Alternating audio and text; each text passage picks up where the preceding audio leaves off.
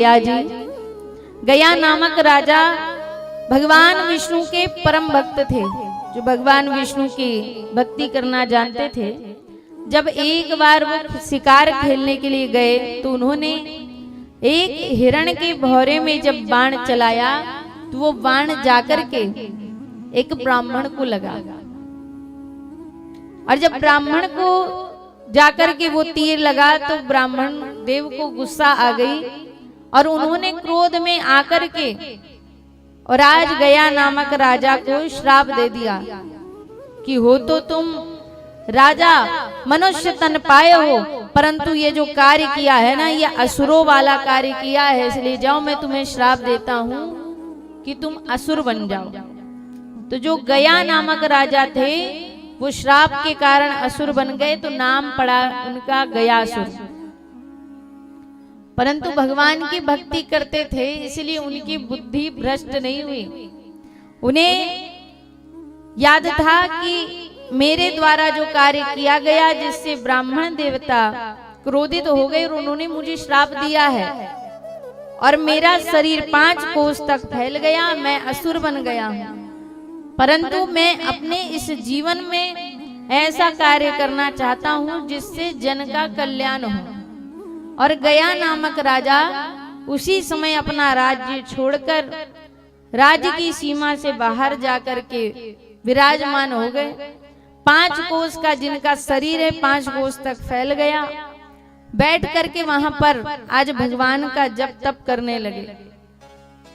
जब जप तप किया तो ब्रह्मा जी प्रसन्न हो गए और ब्रह्मा जी ने आकर के दर्शन दिए और कहा कि गया, मैं तुम्हारे तप से तुम्हारी भक्ति से बड़ा प्रसन्न हूं, मांगो क्या मांगना चाहते हो। गया नामक राजा ने कहा कि महाराज जी, मैं आपसे कुछ और मांगना नहीं चाहता, मैं बस इतना मांगना चाहता हूं जिससे जन का कल्याण हो। ब्रह्मा जी ने कहा कि क्या मांगना चाहते हो। गया ने कहा कि मैं बस आपसे ये वरदान मांगना चाहता हूं कि पापी से पापी व्यक्ति भी अगर अंत समय में आकर के मेरे दर्शन कर ले, इस स्थान पर आ जाए, तो आप उसको स्वर्ग की प्राप्ति कराएंगे। ब्रह्मा जी ने कहा कि तथास्तु। ब्रह्मा जी ने ये वरदान दे करके चले गए।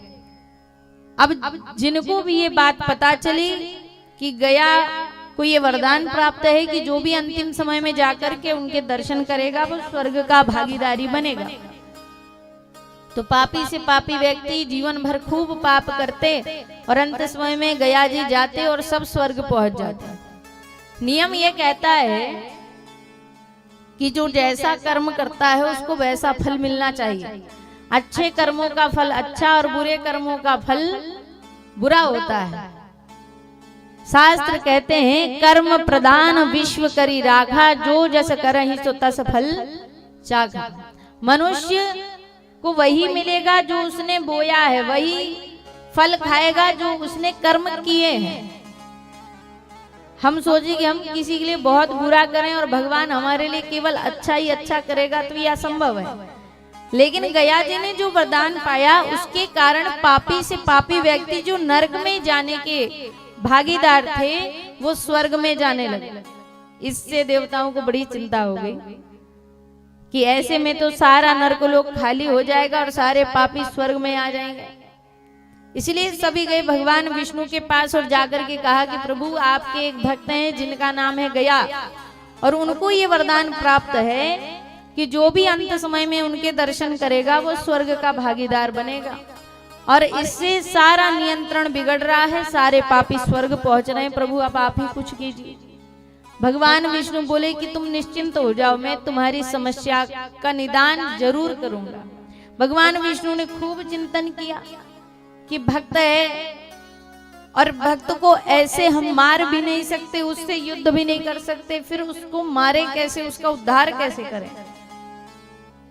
तो भगवान विष्णु ने देवताओं के साथ चर्चा करके और आज एक विचार किया कि जाकर के हम गया से कहेंगे कि हमें यज्ञ करना है और यज्ञ के लिए पवित्र भूमि चाहिए।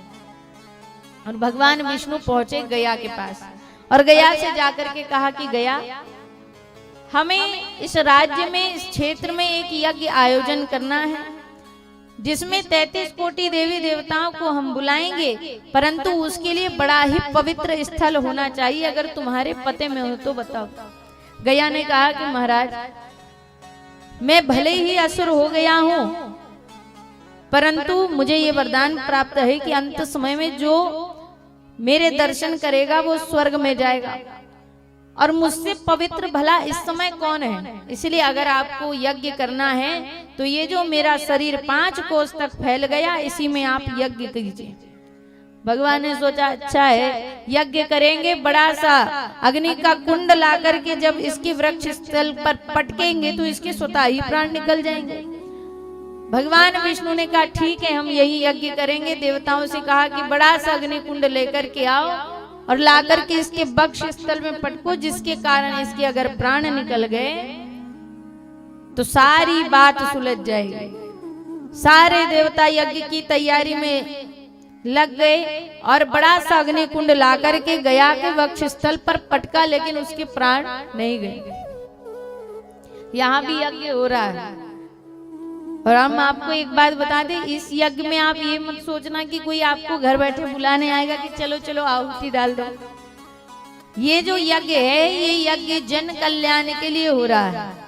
यज्ञ में 33 कोटि देवी देवता आकर के निवास करते हैं। यज्ञ में जो आहुतियां दी जाती है, ये जो आप हवन डालते हैं और कहते हैं स्वाहा, ये क्यों कहा जाता है? भगवान को जब हम भोग लगाते हैं तो हमें संशय रहता है भगवान ने भोजन किया होगा या नहीं किया होगा, परंतु देवताओं को भोजन कराने का एक उपाय ये है कि अग्नि देव जब प्रज्वलित होते हैं और जब यज्ञ कुंड में अग्नि जलाई जाती है, प्रज्वलित की जाती है, और उसमें जो साकल्य जो हवन हम छोड़ते हैं और जिस समय छोड़ते समय स्वाहा बोलते हैं, तो समझ जाना ये हमारे द्वारा सीधे भगवान के पास उनका भोजन, उनका भोग पहुंच रहा होता है। इसलिए ये जो यज्ञ हो रहा है, आज 4था दिन हो गया, तो कितने लोग यज्ञ में बैठ चुके, जरा हाथ उठाना। और किसी प्रकार का यज्ञ में बैठने का कोई शुल्क यहाँ पर नहीं है कि आप यज्ञ में बैठेंगे तो आपसे रुपया पैसा मांगा जाएगा।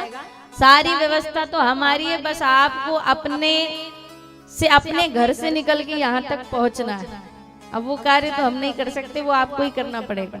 तो जो यज्ञ में बैठना चाहते हैं तो वो सुबह 8:30 बजे 8 बजे यहाँ पर यज्ञ का समय है, तो जिसमें आप सभी यहाँ पर सपत्नी सपति यहाँ पर पहुँच सकते हैं और यज्ञ में बैठ भी सकते हैं, यजमान बन सकते हैं। और जिनको कल के लिए यजमान बनना है ना, तो वह हमारे पंडित जी के पास आकर के अपना नाम पहले लिखवा देना या यजमान जी के पास लिखवा देना।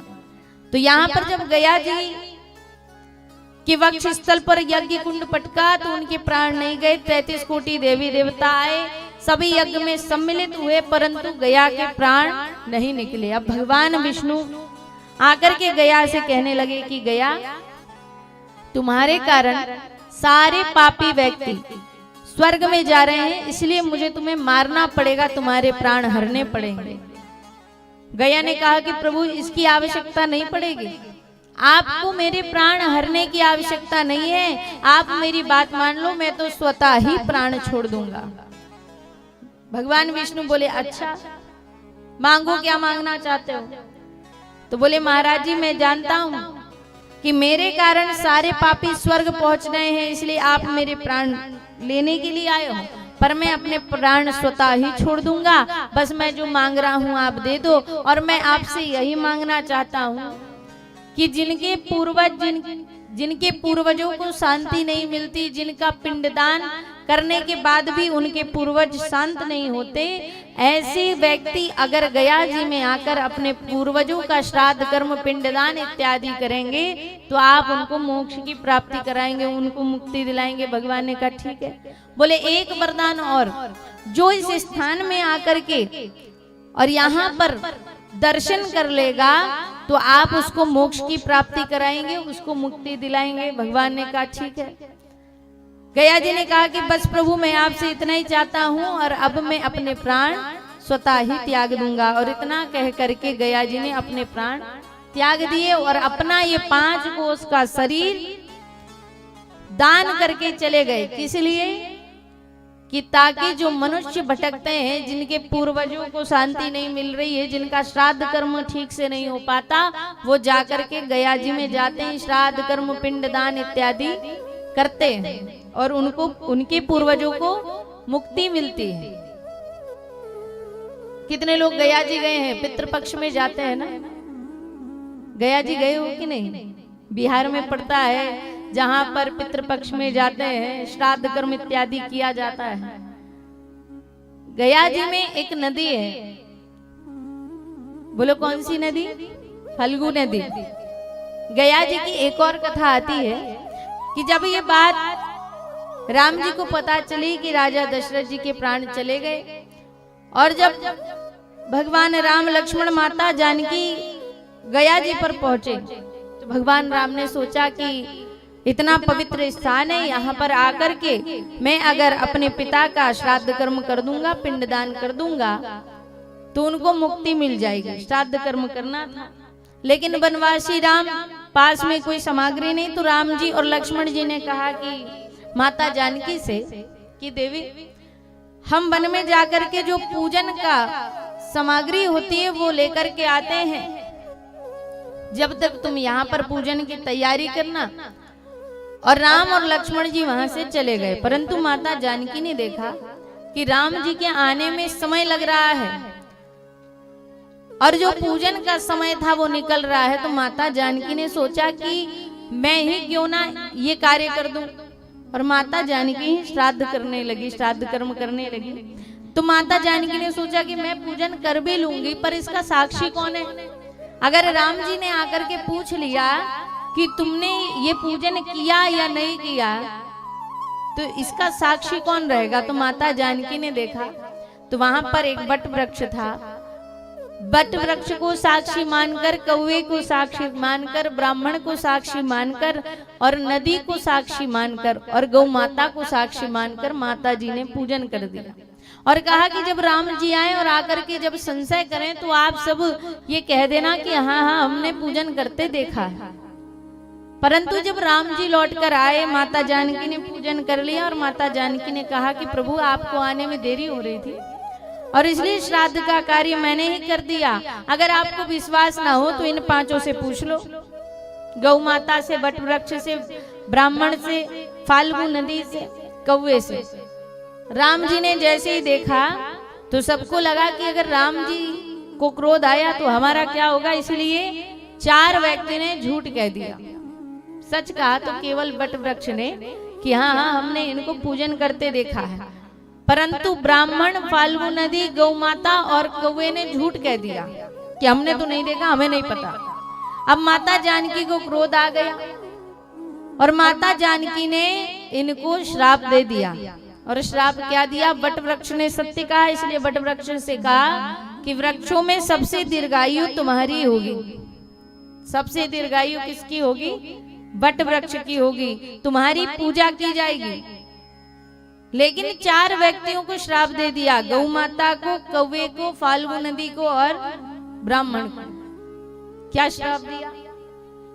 फाल्गु नदी से कहा कि आज से तुम केवल नाम की नदी रहोगी, मैंने तुम्हें साक्षी मान करके और ये कर्म किया, फिर भी तुमने झूठ कहा, इसलिए मैं तुम्हें श्राप देती हूँ कि आज से तुम केवल नाम की नदी रहोगी, तुम में जल नहीं रहेगा। और जो गया जी जाते हैं तो ये पितृपक्ष सितंबर अक्टूबर में पड़ता है और उस समय बारिश का समय होता है, और बारिश के समय में भी वहां पर जल नहीं मिलेगा आपको, क्योंकि नदी श्रापित है। दूसरा, जो कौवा था, माता ने उसको श्राप दिया कि मैंने तुमको साक्षी माना था पर तुमने झूठ कहा, इसलिए जाओ मैं तुम्हें श्राप देती हूँ कि तुम्हें हमेशा लड़के खाना पड़ेगा और उसके बाद भी तुम्हारा पेट नहीं भरेगा। तो कौवा जब भी देखो झगड़ा करके खाता है। तीसरा श्राप दिया गौ माता को कि गौ माता, आप में तो 33 कोटि देवी देवता निवास करते हैं, आपकी पूजा की जाती है, परंतु आपने झूठ कहा, इसलिए मैं आपको श्राप देती हूँ कि आपका सारा शरीर पूजनीय रहेगा लेकिन आपके मुख की पूजा नहीं की जाएगी। सारे दान जितने भी दान होते हैं सब आगे से किए जाते हैं, परंतु गौदान एक ऐसा दान है जिसका पूंछ पकड़ के दान किया जाता है, क्योंकि माता जानकी ने श्राप दिया। चौथा कौन? विप्र देवता, ब्राह्मण देवता। बोले कि महाराज आप तो पृथ्वी के साक्षात देवता कहलाते हो, परंतु आपने भी भय के कारण झूठ बोला और इसलिए मैं तुम्हें श्राप देती हूं कि ब्राह्मण चाहे जितना ही कमा ले पर उसका पेट कभी नहीं भरेगा। बोलो ये बात सच है क्या? तो आज गौ माता को, विप्र देवता को, फाल्गु नदी को और कौए को माता जानकी ने श्राप दिया और बट वृक्ष को आशीर्वाद दिया। तो जो भी गया जी जाता है और जाकर के अपने पूर्वजों का, पितरों का श्राद्ध कर्म इत्यादि करता है तो निश्चित ही उसके पितरों को मोक्ष की प्राप्ति होती है, उनके पितरों को मुक्ति मिलती है। और जब गया जी अपने प्राण त्यागने लगे